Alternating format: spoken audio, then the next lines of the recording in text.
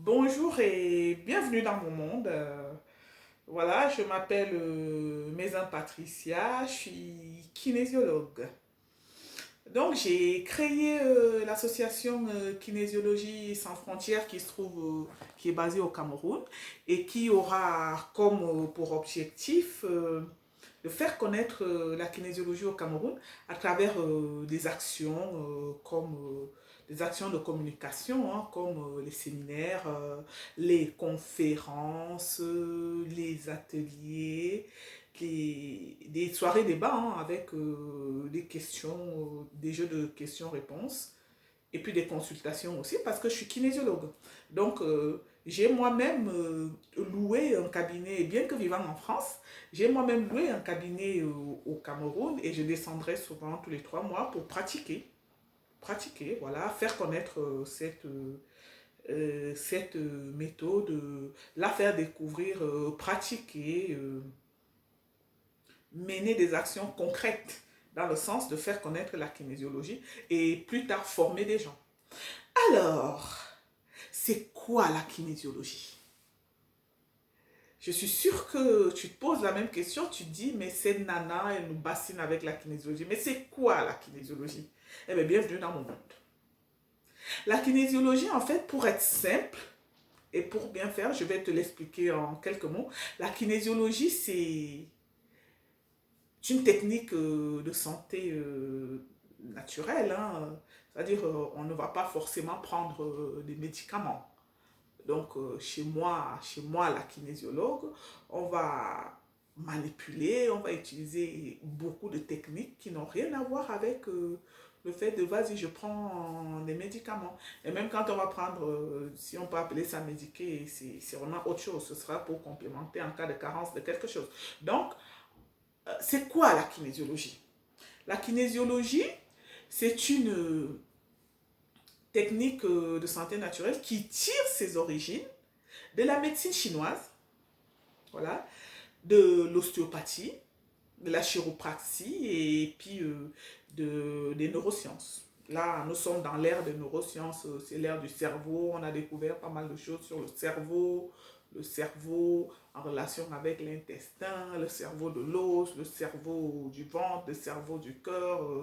Voilà comment on peut rendre la neuroplasticité du cerveau. Il y a tout un tas de... Nous sommes dans l'ère du cerveau, en fait, il y a tout un tas de découvertes, des choses qui montrent qu'aujourd'hui, on peut passer par le cerveau pour changer la chimie du corps. Voilà, et la kinésiologie fait donc partie de ces techniques qui utilisent ces techniques des neurosciences. Donc, je vous ai dit que la kinésiologie tirait ses origines de la médecine chinoise. Alors, quoi en médecine chinoise? Donc, en médecine chinoise, on va surtout exploiter la notion des 5 éléments. Les 5 éléments, c'est-à-dire les 5 mouvements, hein, c'est une notion qu'on retrouve dans tout, presque dans tous les éléments de la vie. Donc, c'est un problème de cycle. Par exemple, je vais vous prendre un exemple simple. Donc, dans la notion de 5 éléments, par exemple, si on prend une graine, voilà, il y a un début, on va mettre la graine, on va planter la graine, voilà, phase numéro 1, elle va germer, phase numéro 2, elle va donner un arbre hein, ou une plante, phase numéro 3. Elle va fleurir, phase numéro 4. Elle va donner un fruit, phase numéro 5. Et après ce fruit, elle va, soit elle meurt, hein, soit c'est le cycle qui recommence.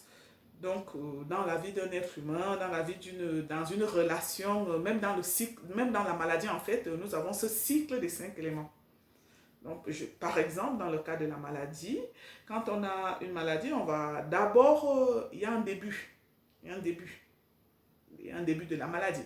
Le début de la maladie, c'est l'arrêt du flux de vie. C'est-à-dire quand il y a plus, quand tout s'arrête net, quoi. Ça arrive souvent quand on est en colère, quand on voit rouge. Quand il y a quelque chose qui te surprend et tout, ça s'arrête net. Après, la vie va reprendre son cours, mais il y a vraiment un arrêt du flux de vie. Donc, le début de la maladie, c'est ça. Le début de la maladie, c'est quand il y a cette restriction-là, cet arrêt, qui, à un moment ou à un autre, impacte le système. Et quand il a impacté le corps, il va se produire après tout un système de bricolage, tout un système de compensation pour que le corps continue à fonctionner comme si de rien n'était, parce que le corps est intelligent. Il va élaborer tout un tas de stratégies pour continuer à fonctionner comme si de rien ne s'était passé. Et ensuite, à force de bricoler, à force de compenser, donc le corps perd en fait de sa résistance, de sa vitalité. Et c'est à ce moment qu'on va commencer à ressentir des douleurs, des symptômes. Donc là, nous sommes à la troisième. Donc il y a restriction, il y a compensation. Troisième étape, il y a des symptômes. Quatrième étape maintenant, les symptômes sont déclarés, c'est la maladie.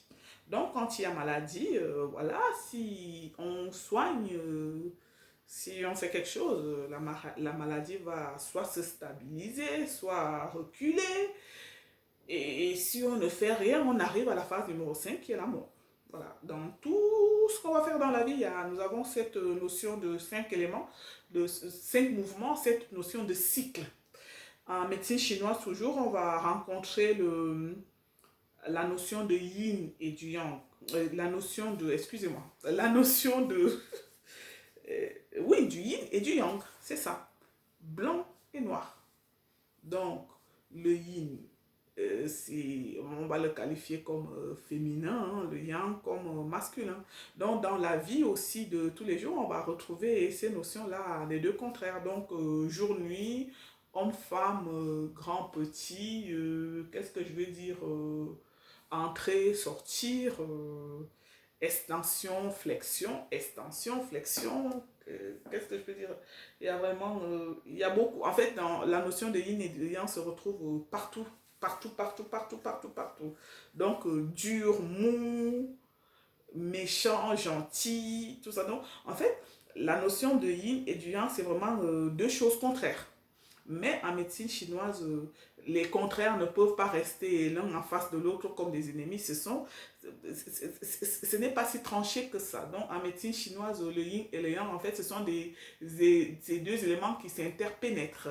Donc ce n'est jamais tout noir, ce n'est jamais tout blanc, comme ce n'est jamais tout masculin ou ce n'est jamais tout féminin. Parce que, par exemple, dans la notion de féminité, on retrouve tout ce qui est douceur, tout ce qui est lenteur, tout ce qui est créativité, tout ce qui est maternant, tout ce qui est gentillesse, alors que dans la notion de yang, on va retrouver tout ce qui est dur, tout ce qui est froid, tout ce qui est carré, tout ce qui est méchant, tout ce qui est sévère, tout ce qui est court, tout ce qui est condensé. Donc, si vous voulez, un homme a besoin de l'énergie féminine. Un homme, c'est pas parce qu'il est un homme qu'il doit être sévère. Il peut être sévère, mais avec quand même un peu de douceur. Un homme a besoin d'un peu de douceur, d'un peu de gentillesse pour aller vers le monde.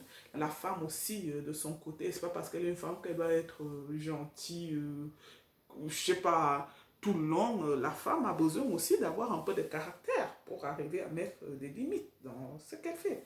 Donc, la notion de yin et de yang, ce n'est pas tout noir, tout blanc. C'est vraiment deux contraires qui, à un moment donné, s'interpénètrent. Et c'est dans cette zone-là qu'on arrive à trouver un équilibre.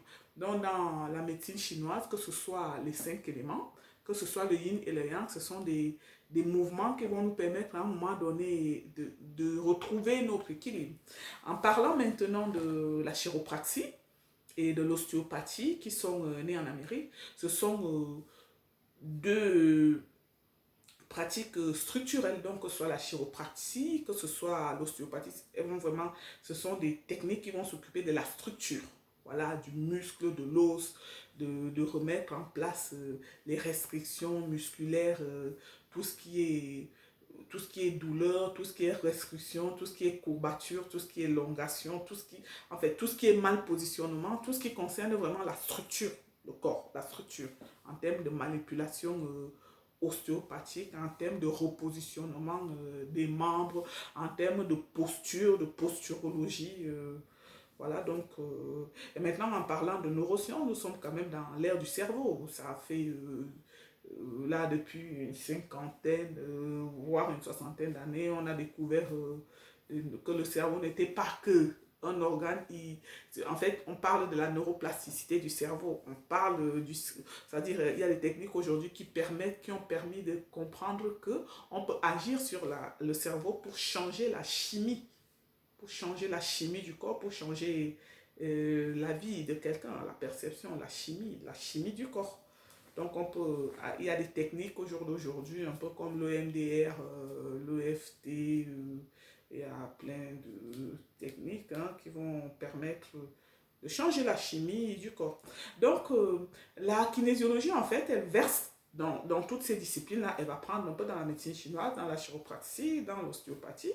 Et c'est aussi un conglomérat de beaucoup d'autres techniques, parce que faut savoir qu'en kinésiologie, on a au moins 80 techniques. Et ce qui se passe, la spécificité de la kinésiologie, c'est qu'en fait, la kinésiologie utilise le test musculaire. C'est quoi le test musculaire? C'est quoi? Je suis sûre que tu te poses cette question. Le test musculaire, en fait, c'est le feedback, le biofeedback. Donc, on va utiliser un muscle du corps pour aller dialoguer. On va utiliser un muscle pour aller dialoguer avec le reste du corps. Comment s'explique cela? Ce qui va expliquer cela, c'est que chaque fois que tu vas toucher, chaque fois qu'il y a mouvement, ce mouvement, ça veut dire le cerveau est au courant à l'instant T qu'il y a un mouvement et il va réagir en fonction. C'est-à-dire, si vous voyez une voiture qui va vous cogner, tout de suite, il y aura une information qui va monter au niveau du cerveau et qui va dire arrête-toi, stop. Donc, la kinésiologie va donc utiliser ce principe à travers le test musculaire pour biofeedbacker le cerveau, pour aller chercher vraiment l'information, l'origine du mal. Qu'est-ce qui s'est passé? Quand ça s'est passé? Quand? Comment et pourquoi? Quels sont les organes? Quelles sont les circonstances? Quels sont les organes qui, à ce moment-là, ont été atteints? Quels sont les positionnements que ces organes ont pris? Qu'est-ce que ça a engendré au niveau du corps? Et qu'est-ce que le corps a engrammé et qu'il essaie de ressortir toutes les fois en croyant qu'il s'agit de la même situation? Donc, en kinésiologie, en fait, on va utiliser le test musculaire pour aller chercher l'origine, la cause profonde de la maladie. On va vraiment utiliser le test musculaire. C'est pas, pour tout vous dire, c'est pas parce que quelqu'un a une entorse, d'accord, qu'il va falloir que moi je vais manipuler, quoi. Que moi, peut-être que dans la tête, en allant questionner le corps, la personne a peut-être besoin d'écouter une musique de son enfance. Et en mettant cette musique, en écoutant cette musique, eh bien, l'entorse va se réparer toute seule. Aussi simple que ça. Donc, en kinésiologie, on va toujours utiliser le test musculaire pour aller poser des questions au corps, pour savoir ce qui s'est passé, comment ça s'est passé, quand ça s'est passé, pourquoi ça s'est passé, quelles étaient les circonstances, qui est concerné, quel organe, quel muscle, quelle partie du corps. Et ensuite, on va réinterroger, on va reposer des questions au test musculaire pour demander qu'est-ce qu'on utilise comme correction, comment je fais pour corriger ça. Donc, c'est pas du tout ce qui est attendu. C'est pas du tout ce qui est attendu. C'est pas parce que tu as mal quelque part qu'on va forcément te manipuler à cet endroit-là. Et c'est pas parce que c'est, en fait, non, c'est quelque chose qu'il faut explorer. C'est vraiment le corps, parce que le corps ne ment pas. Notre corps a une intelligence émotionnelle, notre corps a une intelligence. Le corps sait ce dont il a besoin et à quel moment il a besoin de cela. Donc, pour bien prendre en charge quelqu'un aujourd'hui, il faut tenir compte de ce dont il a besoin, dans quel contexte il a besoin de ça, pendant combien de temps. Donc, c'est dans ce sens que la kinésiologie c'est une technique très intéressante, très enrichissante. C'est vraiment un ensemble de pas mal de techniques parce que pour tout vous dire, je suis kinésiologue. Mais en même temps, je fais l'ostéopathie, je fais l'auriculothérapie, j'ai appris la médecine coréenne, j'ai beaucoup de techniques, j'ai beaucoup appris. J'ai une boîte à outils grosse comme ça. Grosse, grosse, grosse, grosse. Donc, qui me permet toujours, à travers le test musculaire, d'aller chercher ce dont il y a besoin pour la personne. Et ça marche.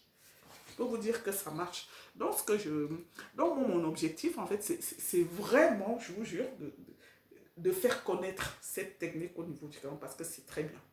C'est une très belle technique en termes de performance, en termes de santé, en termes de développement personnel, en termes de, qu'est-ce que je peux dire, en termes d'apprentissage, en termes de booster hein, son cerveau, hein, ses connaissances neuronales, en termes de stress. Mais vraiment tout ce qui est stress, la kinésiologie, c'est vraiment l'outil qu'il faut. En termes dans tous les domaines de la vie, hein, la kinésiologie s'applique à tous les domaines de la vie. Donc voilà, moi je suis très contente. Moi chaque fois que je parle de kinésiologie, je suis en branle quoi. C'est comme si j'étais en France parce que la kinésiologie m'a beaucoup apporté dans ma vie. Et elle m'apporte encore et c'est vraiment pour ça que j'ai envie de partager cette technique. Voilà. Je vous dis merci et à bientôt.